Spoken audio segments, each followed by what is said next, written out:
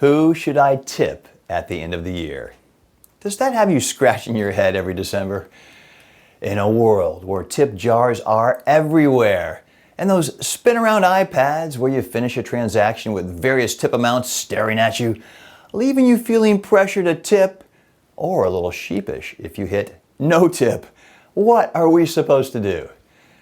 I feel like we've taken care of those daily transactional interactions as we go.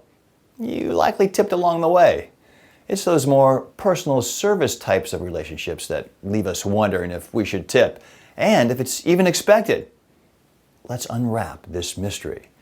First, let's hop back in our time machine and take a quick peek at the history of tipping. Imagine we're in Europe hundreds of years ago. People would give extra money to their servants as a thank you for a year of hard work. Fast forward to today, and it's like giving a high five in cash for great service. But who gets a high five? They battle rain, snow, and whatever pack of dogs is currently on the prowl. The mail carrier. Now you might think, hey, they're just doing their job and they're paid pretty good. But think of it like this. They're the brave captains of the postal seas, navigating through storms and sunshine to bring you your treasures. Okay, the USPS does have some rules. They can't accept cash. But a small gift under 20 bucks? That's a green light. Next up, the John Deere jockeys and their crews. In Florida, they come in with their trucks and trailers, hitting the yard like a SWAT team on a meth lab. Everyone knows their role, and they execute it with tactical precision. The lawn guys.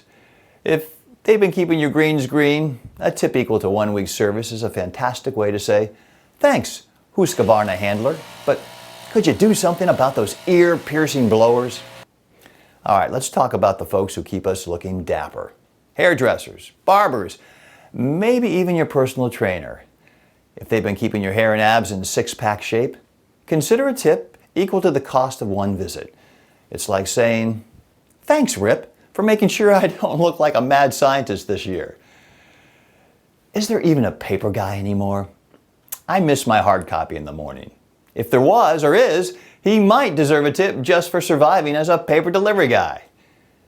And what about others like your favorite barista, dog walker, or the person who always remembers how you like your dry cleaning done?